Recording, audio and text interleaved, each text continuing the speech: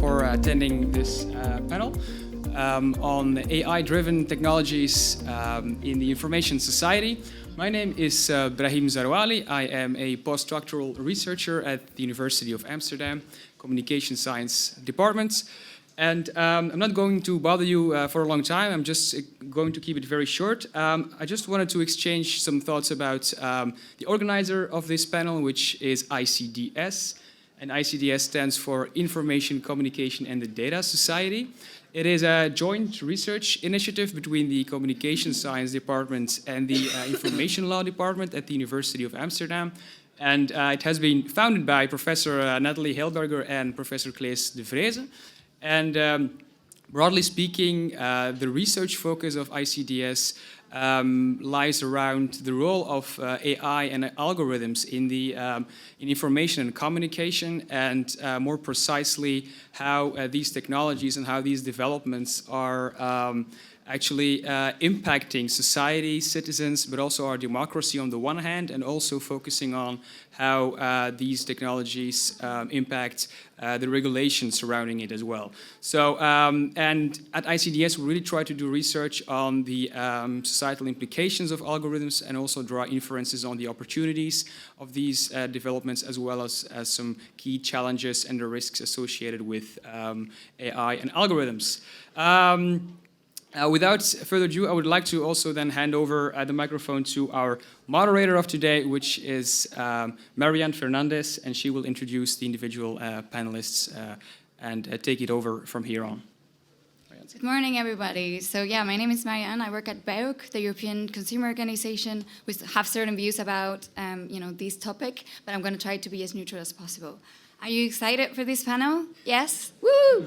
All right. So we have lovely panelists with us today. I will ask Nathalie to come also here to join us. So we have Sille. She's a researcher. She focuses on information, disinformation, misinformation. She really needs to explain those things. With connections to big data, algorithms, and privacy. We also have David Graus, who used to be at FD Media Group. He's a data scientist and an expert on news personalization and recommender systems. We also have Dr. Nathalie Helberger. She's a professor of digital technology and AI and a professor of information law at the University of Amsterdam. And finally, we also have Ben Lyons, who advises the UK government on the governance of AI and works to build a regulatory environment for AI. So I don't need to introduce the panel because it has been done before. So what I would like to have today is that first we talk a bit about the problem definition, and then we explore possible solutions, and we would like to hear from you. So Nathalie, let's start with you. All right, okay, well, maybe I can ask the question maybe to all panelists. So guys, what are the risks of AI in this context? Who are vulnerable to the risks and who benefits from the possibilities of AI-driven innovation? Who would like to start? So I think that's a bit of a broad topic, but I can talk a bit about my experiences as a practitioner. So I worked at the FD Media Group on news personalization. And what you see in recommender systems and personalization is that there's often the fear of filter bubbles and the idea of kind of reducing people into their own interest profiles, which is something that I've been working a lot with also in explaining in our organization when we were building such a system and kind of, how do you call it, having to put people's minds at ease a bit. So I think that's a perceived risk, which I personally don't see as a huge concrete risk, but I think that's one of the... Do you all agree, like there's no concrete risk for citizens? Nathalie, if we say something.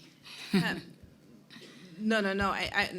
Of course, there are plenty of... I think what I would rather be careful with is this risk-based framing when talking about new technology. And I think this is something, and I think legal scholars do have some fault in this as well, because we love risks, because then we can save the world.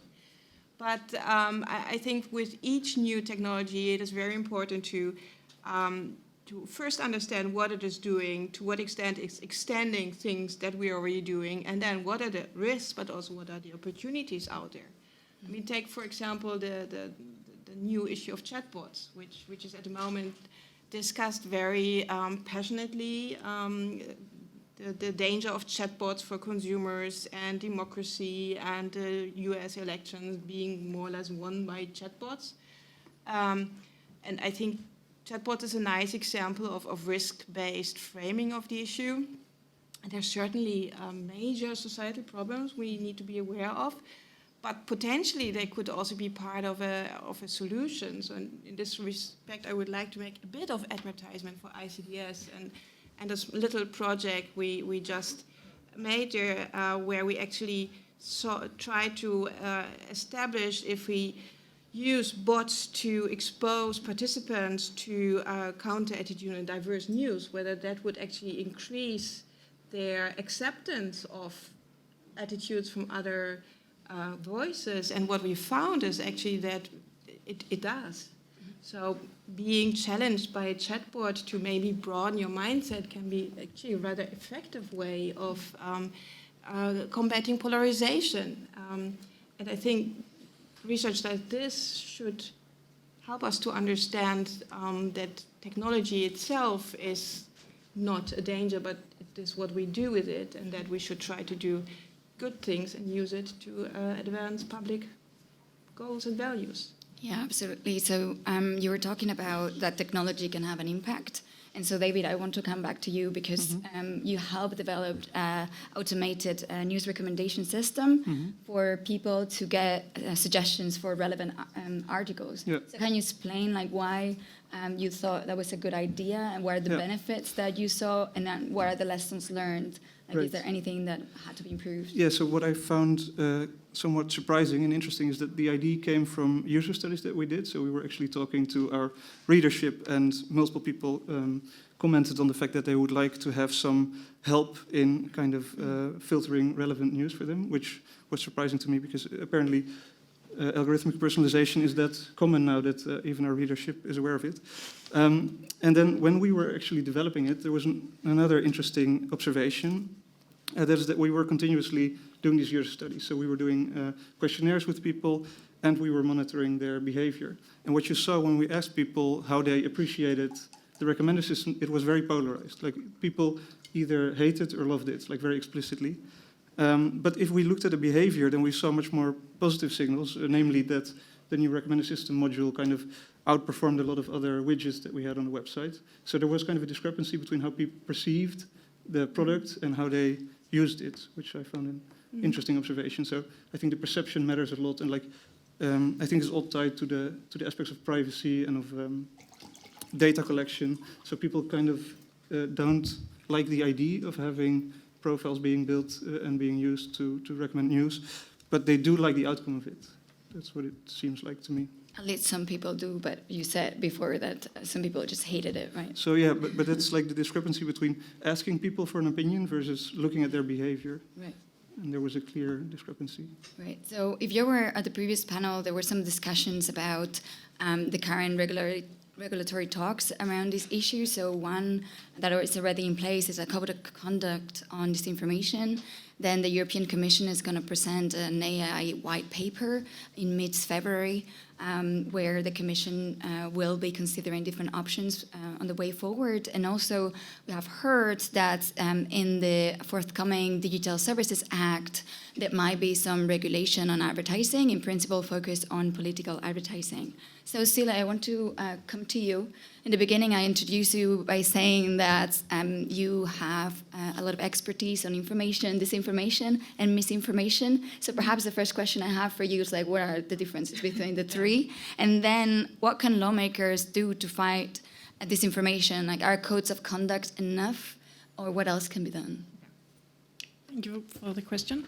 Okay, so first, as I see it, the differences between misinformation and disinformation, to start there, is that disinformation is intentional misleading information. So it's when we try to mislead others on purpose, whereas misinformation is unintended misleading information. So that's when we mislead others but do it by mistake, or probably because we was misled ourselves, or we didn't know better, or what have you. And then the discussions around information comes in two varieties. There's those who think or argue that information is true by definition. So if it's not true, it's not information. So it's all true content.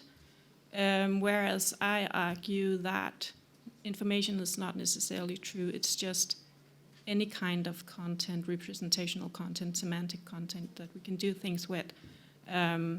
Because then we can talk about satire and irony that are not necessarily true, but we can talk about it as kinds of information. So I have information as just representational content in general, and then misinformation as unintended misleading information, and disinformation as intentional misleading information. And then you ask, what can lawmakers do to fight disinformation? And well, that, as the previous panel pointed out, it depends a lot on what we are talking about when we are talking about disinformation. Because in the code of practice you just mentioned, it is explicitly stated that disinformation is not political advertisement or advertisement in general. But as it was also very clear in the last panel, that's the problem, the political advertisement and the micro-targeting. And actually, half of the code of practice is about how to regulate or self-regulate political advertisement. And that's not a problem of disinformation as such. Disinformation is a much broader term. It's also very clearly stated that in the code of practice that disinformation is verifiably false information. But that's actually not the case. That's only a very small part of disinformation. We can have many different kinds of disinformation. We can have true disinformation. So instances where we can also call it the half-truth or the modified truth, instances where the actual content is truthful, but it's framed in such a way that it becomes misleading, or important facts or important points left out such that we are not left with an incomplete picture of what is going on, and then it becomes misleading. And if we are only looking for that which is verifiably false, such cases will miss our attention. And I actually believe that those are the very dangerous kinds if we have to talk about dangers of disinformation, because those are the ones that are most difficult to spot. And then it's also a question of whether we actually want to fight disinformation, because within this rhetoric of fighting disinformation, there is an assumption that disinformation is necessarily a bad thing. But sometimes misleading others can be a good thing, especially if it's in order to protect yourself from discrimination or oppression or other kinds of bad behaviors. So just saying we want to fight disinformation as such, I don't think it's the right way to go, and I don't think it's actually possible. Wow, that's quite provocative, especially when you said that misleading others can be a good thing. Like, do you all agree that misleading others is a good thing? When is a good thing to mislead people? I mean, I think there's a question about whether it's a good thing, but maybe one question, but whether it should be stopped is perhaps another question. And you know, in democratic societies, there are risks with kind of overreacting potentially to things which can kind of weaken the base of democracy, but in that overreaction, you can undermine some of the bases of democracy. And I think I agree with a lot of those points that were made, and I think that a lot of the issues around disinformation are not, or those kind of things which are considered to be disinformation, don't actually concern things which are necessarily verifiably untrue. Often it's in the kind of grey areas where it's how information is presented. Often it's about kind of inauthenticity on the part of the actors pretending to be different people than they are. But the kind of the factual, the information can be in a kind of a grey area of whether it's true or not. Right. So, yeah, please. I think you see there also the power of framing. If you ask the question, do you think misleading is right, then it's very difficult, and I think it's very brave that you said yes. If you would ask the question, to what extent is enticing others to do something right, it's another thing. And I think, and the political market advertising is actually a beautiful example, because at the moment, exactly as you say, misinformation and political advertising are conflated. But actually, there are many forms of political advertising that are simply political speech. And as political speech, they try to persuade us. And you could argue persuasion is manipulation and hence bad. But actually, in law, we have a very long tradition of trying to figure out where this magical borderline between persuasion is and unfair manipulation. And I think in that respect, we can actually learn a lot from the way how we deal with commercial misleading speech, like unfair commercial practices, because I think from the Unfair Commercial Practice Directive, although it's not applicable to illogical advertising, we can learn a couple of things, like when is something misleading, because we have clear centuries of guidance on that one, or decades maybe. That some practices are simply unacceptable and should be on a blacklist, but others are simply a form of persuasion. So I think already the use of these words can frame a debate, and I think we should be very aware of that. Mm-hmm. Very interesting. So Ben, in the beginning I introduced you as saying that you advise the UK government. So what kind of recommendations, like what kind of legal instruments do you actually recommend a government like the UK, like data protection, consumer protection, or media law, to limit threats of AI-based news, political news consumption? Yeah. What's your take? Yeah, so I work somewhere called the Centre for Data Ethics and Innovation, which was set up last year to advise the UK government on issues around AI governance. And I think there is, it is worth looking at all these approaches, really. You know, so data protection can help to curb some of the excesses of the collection of sensitive information and problems of lacking consent. And interestingly, this week in the UK, the data protection regulator advanced a new code to kind of focus around the minimisation of data collection on children and making children aware of parental controls. So kind of taking some of the data protection that's offered under GDPR and applying to children in quite a kind of new way. It's interesting. I think there are also limits to data protection as a mechanism, and it shouldn't be seen as the kind of the sole panacea. So there are issues around the ability for individuals to be able to offer meaningful consent, and I think particularly in some of the stuff that we're thinking about here, where often if you want to call it harms, the harms will be very much at the kind of cumulative basis, you know. So if there is an issue with polarization, that doesn't happen in a single act. That happens over thousands and thousands of interactions with content, and it happens at much more of a societal level than an individual level. In terms of the ability for that individual to be able to understand that it's happening to them.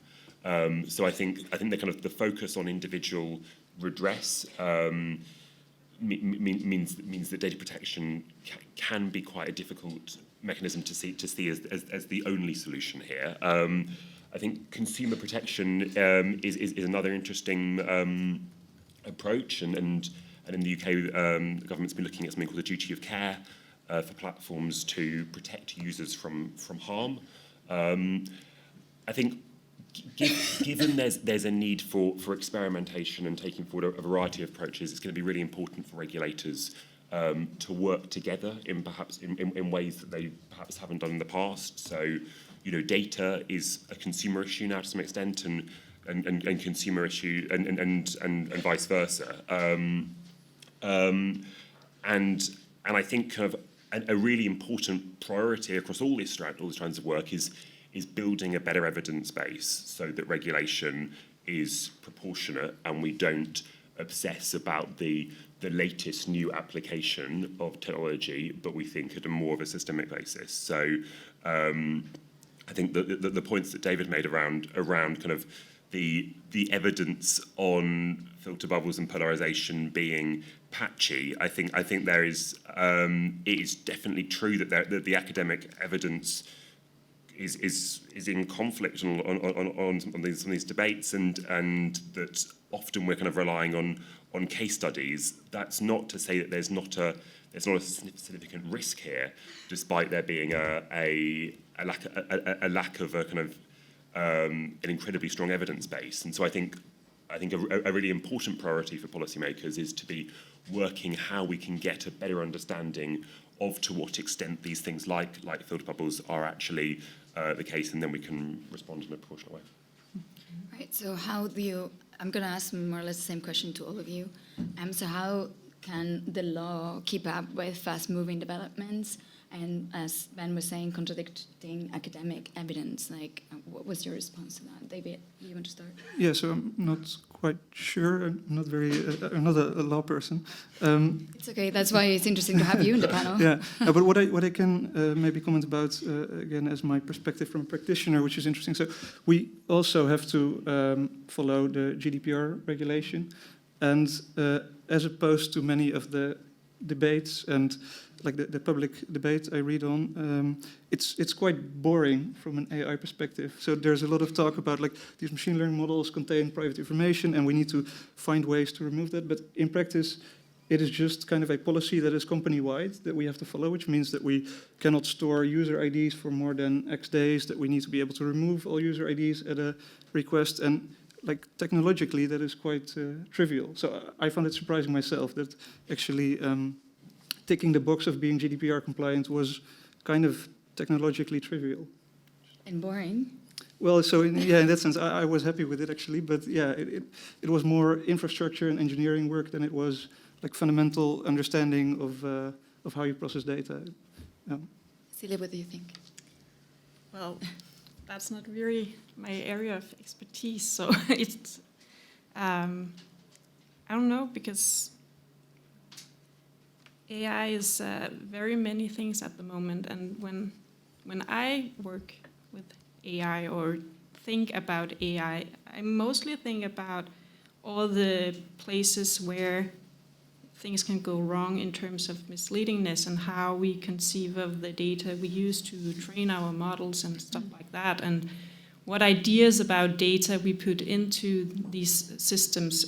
For instance, this idea of data is truthful. So what are the expectations we have to the data and to the model and the things that comes out in the end? And that doesn't really have to do with lawmaking and regulation. So I think I'll have to pass on that. Natalie?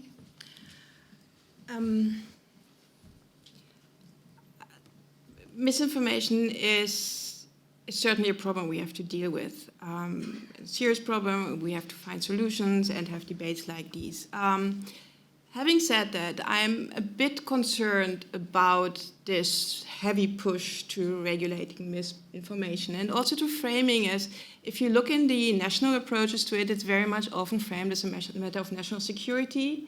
Why is that problematic? Because once you frame something as a measure of national security, it will, in the fundamental rights balance, usually national security weighs much heavier than privacy and freedom of expression, and this is a tendency that we are seeing. That is my first problem. The second is that if I look at initiatives in the UK, in France, in Germany, there is a very strong tendency of making platforms actually the central guardians of the public order online, and each of the national approaches would say that it's not the idea, but that's actually what is happening. From the regulatory point of view, there are very efficiency-driven reasons to do so. It's much easier to regulate one platform than myriads of users who are actually the source of misinformation. But still, I think we should also be aware that these platforms are at the moment the major drivers behind the development of AI technology. And they have the technology, they have the data, and I think it's really dangerous to only see them as platforms for misinformation. I think we should start seeing them more also as active political actors and look at these initiatives to heighten responsibility, give them more central roles in the space, look at this from this perspective of platforms as serious political powers online.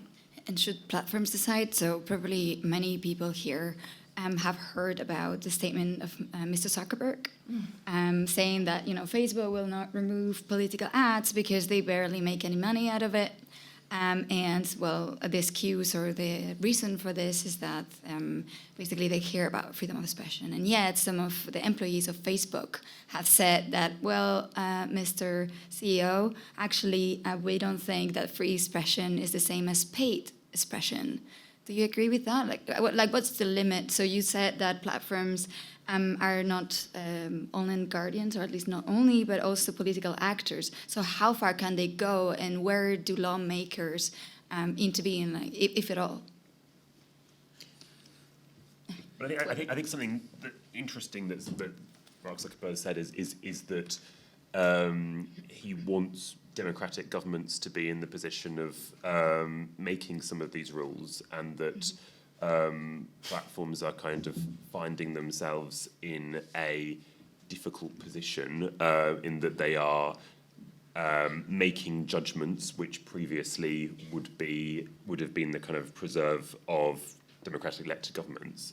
And so I think that much of the focus around issues like political advertising should be focused on thinking through kind of what did we hold to be acceptable traditionally in the past in our democracies, which is that kind of politicians should be able to make claims, and their opponents and the media and civil society should be able to hold those claims to account. And I think one of the most kind of persuasive criticisms of some of the problems with political advertising at the moment is that it's hard for those people and for individuals themselves to be able to hold these claims to account because of the way in which political advertising can be micro-targeted, and therefore it's hard for anyone to get a kind of a round view, and there's a risk of people saying different things to different people with no accountability. And so I think perhaps a better focus might be around ways of standardising and having a greater oversight of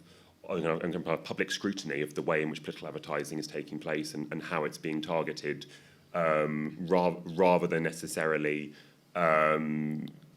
fixating too much on whether to ban it or not. Right. And so you were talking about oversight. Do every person in the panel think that some kind of oversight at least is needed? And if so, how should it be organized? I know, difficult questions, but that's the interesting thing. If you want to start, Natalie. I think I think there are a lot of suggestions now at the moment for creating extra independent bodies.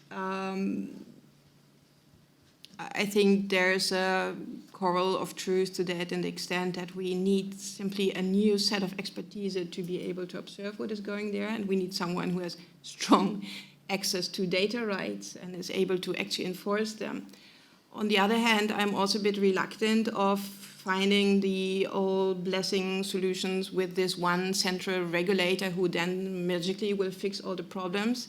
I think what we need to create is more societal oversight by strengthening the institutions that are actually able to observe what is going on, strengthening the societal role of academia in there, and allowing academics to perform the role that they're increasingly getting, is namely making sense of what is happening on these platforms. Strengthening the role of the media as a counterweight to the communication power that platforms have, but also as critical observers to what is happening. Strengthening the role of civic society and NGOs, who are actually investing a lot in trying to exercise oversight. So I think the problem is not solved with one central regulator. I think we need to strengthen the institutions that will together exercise oversight. Do you all agree with that? Or you want to comment? Yeah, I agree, and I think you cannot avoid to kind of sit at the table with the big platforms in these kind of cases. But I don't believe that there can be like a single entity that is able to kind of monitor what is going on in terms of AI and automated systems. So I think indeed, like also talking to the society, like media literacy, I think is an important aspect in this. And I can also imagine it would be good to have some sort of self-regulation. So I was at a previous company where at some point, in order to sell products, you had to have an ISO certification. And then we worked many months on getting this certification. And then you just have kind of this label of approval, which you don't have to get. But if you get it, it's good for business. So something like that in the context of AI regulation, I think would be welcome, especially for the smaller parties, because I think for the big ones, you cannot avoid to just sit with them. I think it's important to, you mentioned kind of media literacy, but I think it's important to go a bit further in terms of kind of understanding how do the public want these kind of technologies to be regulated more broadly, because I think there's a slight risk, given the speed of change that decisions are made in rooms like these, and that there is a kind of an inability to kind of understand how the public think about some of these issues. And we've been doing quite a lot of work to understand public attitudes towards online targeting, and it's interesting that actually people tend to get to quite a kind of nuanced place in some of these issues. So they will kind of start off by thinking that they welcome the convenience and the access to new information, but when kind of considering some of these risks, they initially think it should just be stopped, and and the government should kind of step in and stop all this scary stuff. Yeah. But through deliberation, we found that the public can kind of get to kind of quite a kind of sophisticated place in terms of understanding what would be useful for them to get, to be kind of more empowered actors online. So not necessarily wanting automatic takedowns of content, for example, but preferring perhaps more informational cues like labeling of maybe more contentious types of content. And I think media literacy is often spoken about as a solution. I think it's definitely important, but the gains will take years and years to really be realised. So I think there are other ways that we should be kind of pursuing in parallel to give users more information, which can be around kind of changes at the kind of platform design level to get some signals across to people that what they are seeing is personalized to them, perhaps, and they aren't seeing the same sort of content as their neighbors are seeing. Yeah. No, I do agree. I mean, I don't see media literacy as kind of the end-all solution, but I do think that like this public perception is also shaped by, for example, this fear for the filter bubble, which we find hard to reproduce or to. So in that sense, I mean, of course, it must come from multiple angles, but I think media literacy and the status quo of the academic literature, they all kind of interact. And I think it also kind of ties in with my previous observation of like people's attitudes towards this technology and their implicit appreciation for it. So yeah, I think there's no single solution, and of course we have to take all angles here. Right. And I would add that some experts argue that actually the issues around filter bubbles or misinformation or disinformation is that the root cause is the business model. Basically, this happens because of the surveillance model that they have. And so there are some other companies at the moment, including news outlets, that are trying different alternatives, like the New York Times, or even search engines like Quant or Brave. Like, well, we all have this in our batch. What do you think about that? Are there any alternatives, and how can we solve this? Well, first of all, I think it's very important to realize that some of these instances of misinformation or disinformation or fake news, as it's also been labeled, is part of a conversation. So it functions a bit like language. And what happened in Facebook when they started to put red tags on the false stories was that it reinforced the beliefs of those who believed the false stories, because it was speaking to their ideas of a conspiracy going on against them. So it actually backfired, and the false beliefs of those groups was reinforced. And what's also happened was that especially teenagers in the States, they had this idea that because fact-checking was going on the platform, that they saw it as a default marker of fact-checked and found credible if there was no tag on a story, which obviously wasn't the case because only a small part of the stories in Facebook was actually fact-checked. So they started believe all kinds of things based on stories that was never fact-checked and might not have been true. And then another important issue to raise is that when we are talking about fighting these stories or finding disinformation, we end up in a position where it's actually about regulating who gets to define the truth. Because we might sit here and think, okay, we know that these stories are fake or false or what have we, but other people have other realities, and they can't all be real in the same way, but who are we to define what the world is like? Because that's actually what we are trying to do. If we think that we can actually regulate this issue, then we defined the truth of the world, and do we really want to do that? Right, so we heard about many different things, and we have wonderful experts like you all. So I would like to hear from you. Like, do you have any questions, any powerful statements you would like to share, followed by, by comments, or actually followed by a question? Please come to the corridor, grab the microphone, and shoot. And if you want to introduce yourself. Thank you. Thanks, Maryant. Thanks to the table here. I'm Jonas from Selbstbestimmt Digital, Germany. And I followed your discussion, and I think the point is very important, what we define as truth. Because in a democratic societies we have in Europe and the US, the rational constructing of the truth we all stay on is a crucial thing. If we allow existence of post-truth and post-fact, we leave the common ground of rationality. And the point is that it's not only some buzzy stories on some people, but a lot of fake news are against groups. They are lying about groups, about immigrants, about political actors. And so I think that's a real danger. And for sure, I see the risk we have to not push you believe what I'm saying. But the common ground of our democracy is rationality.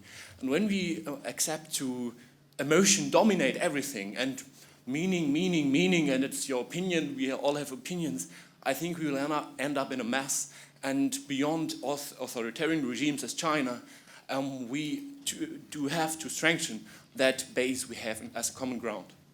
So I would like to hear your thinking, what you're thinking about. Thank you. What do you think? Should I answer? Yeah, please. Okay.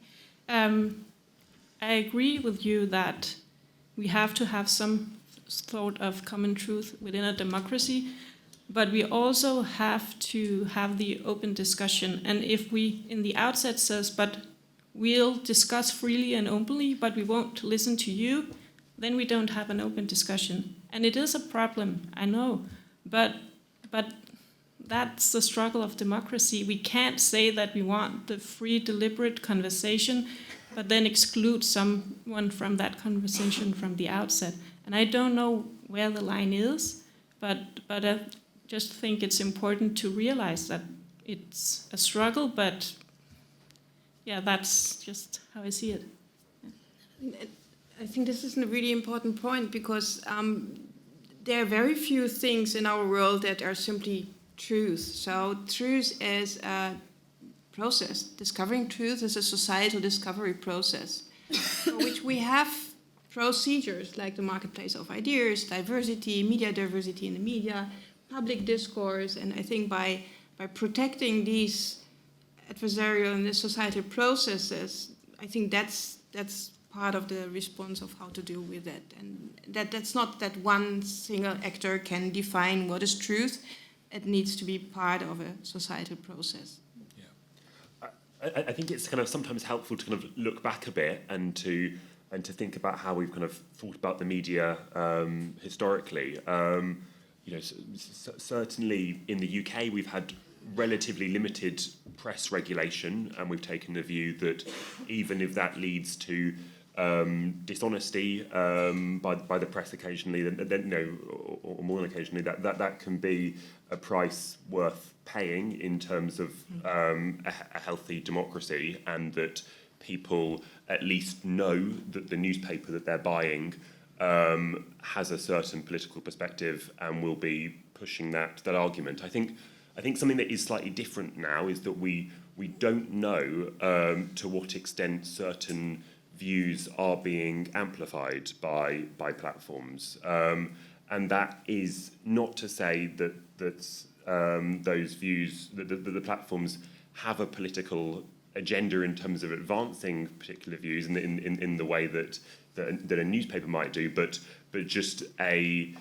effect of the way in which their algorithms are developed, can mean that certain views may be given more prominence than others in ways that the platforms don't even know. And so I think if we are to have a kind of a meaningful marketplace of ideas, then it is also important to be able to know to what extent the platforms are giving more prominence to certain, to certain ideas than others. In the same way that historically we would be able to know if a right-wing newspaper had a right-wing agenda or a left-wing one had a left-wing agenda. So to be able to have a degree of understanding about which ideas are being promoted would be helpful in terms of strengthening that marketplace of ideas.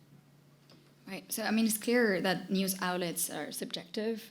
But we do know, for example, from the Cambridge Analytica scandal, that, I mean, the means that are available at the moment to even change voting behavior has a huge impact on society. And so the previous panel actually asked a question that I'm not sure was fully explored, and I would like you to say a few words about it. Like, will democracy survive considering the current state of microtargeting? Because, I mean, it's quite amazing that with the scandals like the Cambridge Analytica one, that people can be misled and manipulated to the extent of changing, their voting behavior. What do you think? So I'm not an expert on these topics again, but I'm not so sure about the whole Cambridge Analytica scandal. I think there was a lot of noise, and what I do know from research in the field from search engines, information retrieval, there was work that was being done to see how you can have search engine users exposed to a different viewpoint. And what they found, and which I can imagine translates to the Cambridge Analytica context, is that it only kind of works for people that are not clearly in one of the two camps. Right? So if you're like a floating voter, then you can get pushed over by targeted messages. And is that okay? If that's the case, I think it could be argued that it could be a democratic good to push someone over the edge, to politically activate them by tailoring information to them. Now the question becomes, of course, what is the nature of the information? So if it's, again, about dis or misinformation, then it changes. But like the concept of tailoring information to users to enable them politically, I think can be a good thing. Wow, that's quite provocative considering we're in a privacy conference. But I would like to know whether the public agrees. Does anybody disagree with such statement or want to say something about that? Please. Everybody agrees. So you all agree? No. Okay, I hear some no's. Why not? Don't be shy.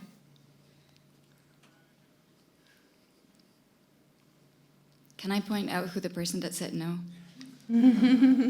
All right, so in the second row,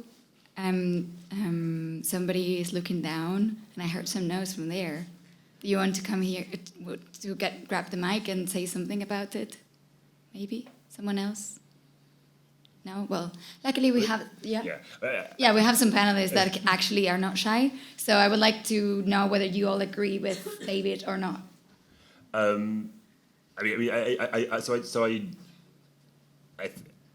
Like the threats to they can be a bit of an attempt to like look at to mistake correlation for causation, and in that there are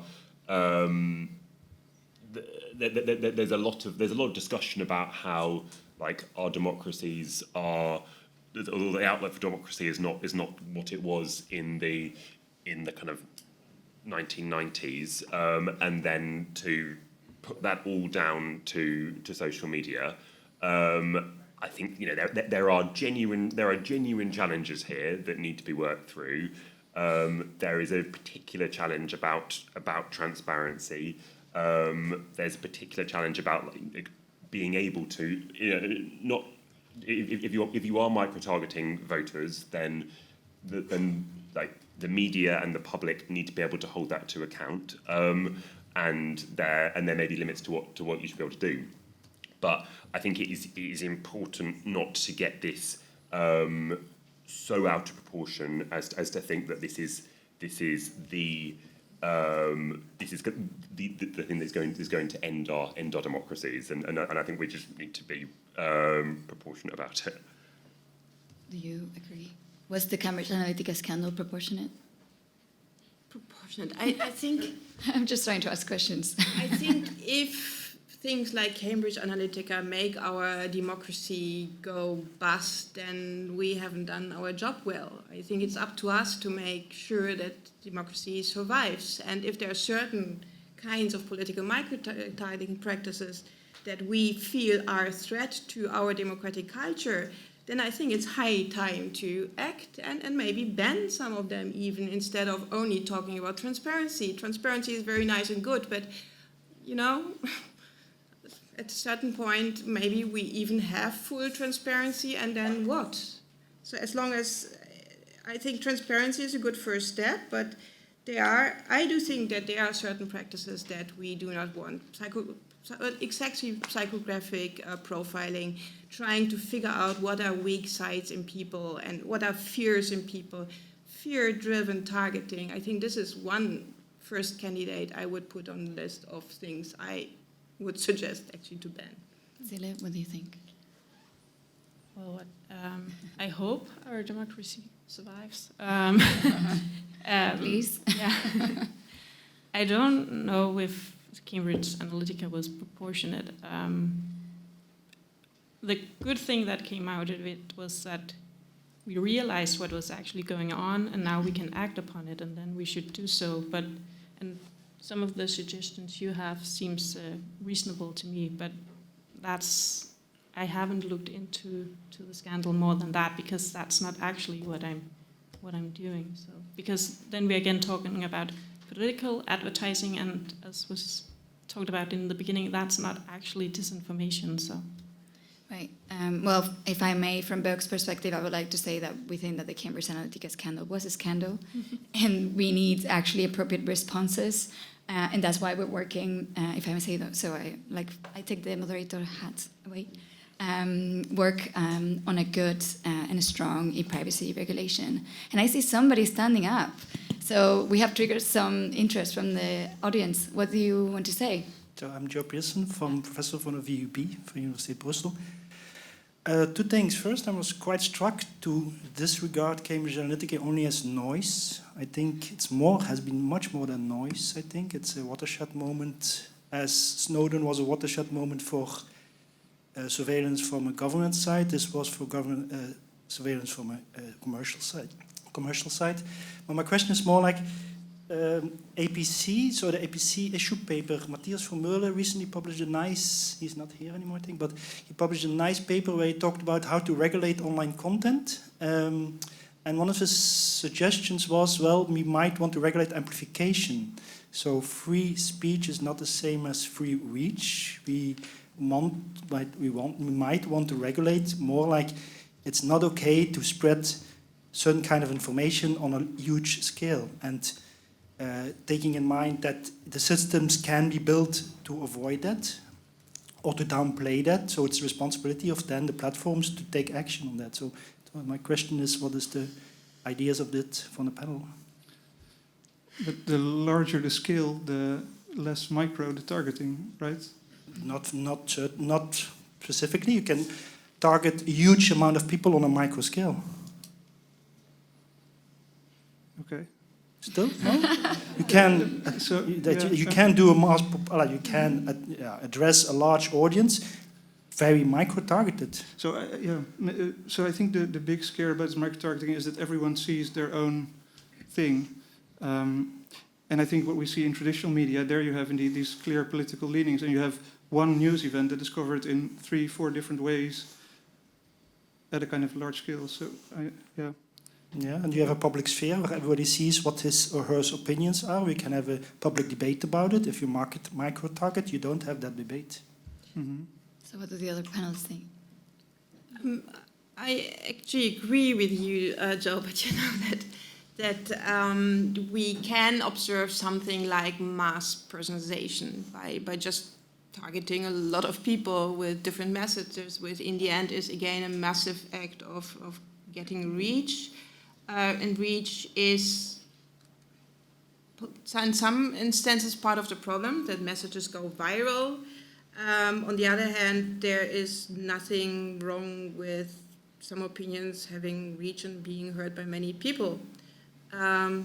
But what is interesting to see is, for example, that at Facebook, if some content starts to go viral, actually they have a very functioning alarm system, and it raises flags and actually draws attention to this kind of content and a closer investigation. And I think that is a sensible strategy. So going viral is not per se a bad thing. No.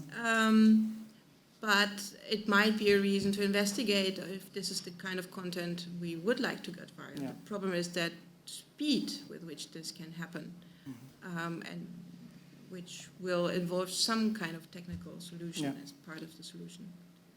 Does anybody else from the audience want to add anything or ask a question? I saw somebody getting up and going back to their seat before. Yeah. Okay, otherwise, so thus the panel broadly agrees with the fact that online tracking and behavioral manipulation can be used to distort both the market and society, or, sometimes it's proportionate, sometimes it's not. What do you think about that? Can it influence our democracy? I think it's likely that it can, yes,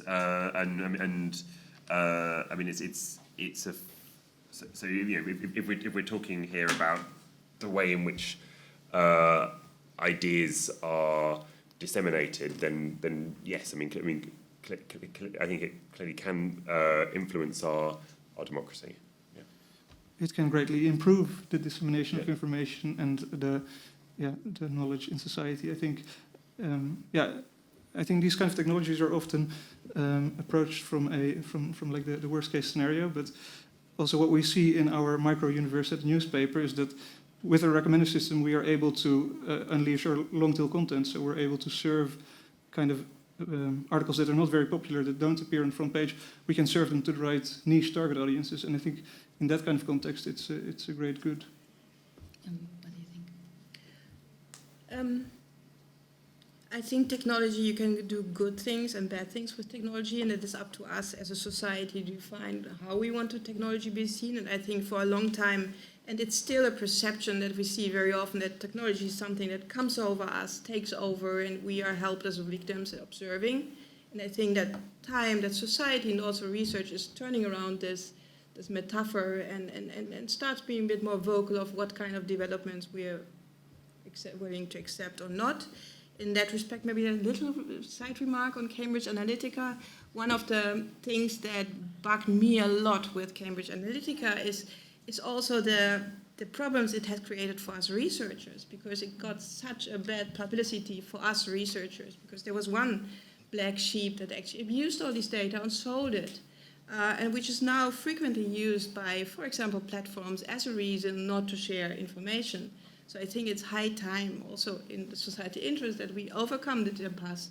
And also as researchers maybe start thinking of how we use research data responsibly, maybe be able to draw up some code of conduct in that respect so that we actually can show that not all researchers are like the researchers in Cambridge Analytica, and they have a very important societal role and should be able to exercise that role. No, okay. Yeah, I mean, others would have maybe another thing to say. Jeff? Hi, I'm Jeff Ausloos, University of Amsterdam. I'm seeing also in this panel and the previous panel a bit of confusion, at least that's how I interpret it, on what we are actually trying to regulate or think about solutions for. Is it the nasty practices of political marketing themselves, and then you have all of these ads with misinformation in them, how they are really targeted based on fear, and so on, or are we looking at the actual infrastructures that enable this for the platforms? And I think both of these might need different solutions. I think a lot of the problems that we're talking about here can already be solved just by focusing on the political parties themselves. Yeah, perhaps you could reflect on that. Who wants to start? Ben? I think that it might be wrong to think about it just through the lens of political parties, because I think that there are an increasing number of political actors who can influence a democracy, which might not just be the registered kind of main candidates in an election, and also there's in addition to parties, there's NGOs, there's lobbyists, there's others where there is a groups which make a big contribution to the way in which a democracy plays out and should be held to some kind of standard in terms of knowing who in terms of transparency. But I think that that also there's a challenge in terms of like those, if you think about it at an advertiser level, those advertisers knowing exactly what's happening, because they, for example, if an advertiser was to put in a lookalike audience on Facebook of a few thousand people in their mailing list, they don't know what they're going to, who that is going to be shown to. They don't know if that's going to end up with something which significantly skews to certain demographic groups, and so there is a problem there in terms of necessarily holding those actors fully accountable for what happens, because to a large extent they are going into a black box where they are trusting the platform to provide them with the outcomes that they have set. And I think this could get even more confusing potentially, because a lot of the interest-based targeting that platforms use in a response to things like Cambridge Analytica has declined, and so we might see more at the level of kind of things like lookalike targeting and targeting with less personal information, which means that invests more, gives the platform a bigger role in determining who sees what content, and the party may not know. Do you agree? I think I agree with you, Jeff, and you, of course, too. But I think we have to give up this fantasy of easy one-actor solutions. They're not going to happen, because these are societal processes. Together with Joe Pearson and Thomas Poole, we put out the concept of cooperative responsibility, so that the part of the solution is really not looking only at one actor, but at one actor in the power interplay with the other actors contributing to this problem of many hands. So that involves political parties, that involves platforms, that involves voters, that involves civil society, but also consultancy firms that advise voters and those designing the technology. So I think the solution is an issue of cooperative responsibility.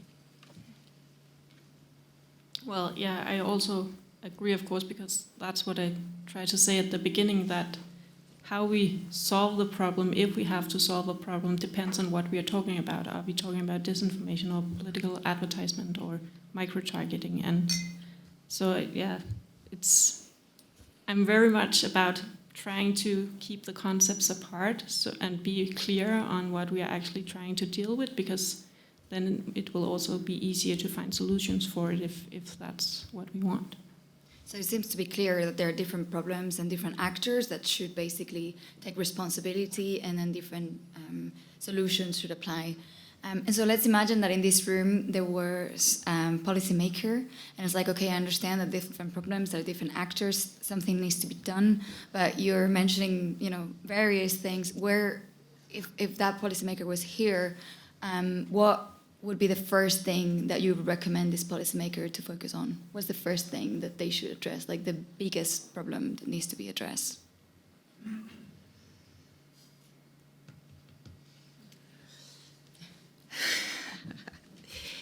I think one big problem I'm concerned at the moment is our growing political and technological dependence on a couple of non-European companies, and that we need to find out not only to solve these solutions, but to how to create counterweight. 5 more minutes. Sille? I don't know what's the one big problem. I don't know if it's the biggest problem, but the fear-based advertisement or the psychological manipulation through these platforms is very scary indeed. But how big a problem it actually is, I don't know. But it's definitely a big problem to consider. Yeah, I think it is. Okay, Ben? I think knowing what's being promoted by who is an important first step, and may lead to more proportionate regulation. So I think we heard about the argument of like disaggregating freedom of speech from freedom of reach, and I think that it's important to know how big issues are, such as filter bubbles and echo chambers, before we decide whether these are things which require the kind of government regulation on things like truth, which feels that there should be a pretty high bar for that. So kind of making sure that that we have that evidence base of knowing where harms might be occurring more than other places is a good kind of first step in terms of then doing targeted regulation in the right places. Yeah, and I also think like the big platforms, in the sense that we may have, I don't know if you do, but like a young generation that is consuming their news diet from Facebook walls. So in that sense, I'm not sure whether the solution is to be transparent and let Facebook tell us where the news comes from, or again to have more media literate people that understand that if they only consume stuff from Facebook, then they get served based on their behavior, their friends, etc. So does anyone in the audience want to ask the final question? Yes, excellent. Well, there were 2 people, so, please, both of you. Yeah. Very quickly, my name is Mikko Salo. I was in one of these EU groups thinking before the elections what to do, and running a small fact-checking service, actually, that is defines its role as for fact-based public debate and information literacy. So practically kind of that's what we are driving for, and then all the others are tools. Just probably on the side, I mean, what we've been thinking, what's the core of the thing is that we really don't know. I mean, in a way, because that's a transparency, call it an accountability, and it's, yes, as said, it pretty much goes to the 2 huge platforms, and of course then there are the Chinese and so on. But I mean, we don't know what is happening there, and based on that one, we are kind of a FOSS, and so that's to have some sort of sound basis. So I think that has to That has to be pushed all the time, and based on that, then just all the different kinds of how was it called, our report, multi-action and multi-dimensional approach. There's not really any quick fixes to the thing. It's a really psychological thing in the end as well, and so on. But thanks for a very good panel. So do you agree that a multi-action plan is needed? Yes, it's an agreement. All right, so basically we have explored different types of online tracking and manipulation. Some people in the panel seem to argue that not everything is bad. So, and obviously technology, could do good things. I mean, otherwise, why would it be here? Some of us would think or would argue that action is needed. And so if you agree, I would propose I propose two things. If you agree, I would like you to join me in a round of applause for the panel. If you don't agree, please applaud as well, because guess what? There's the lunch break. So please thank you for coming. And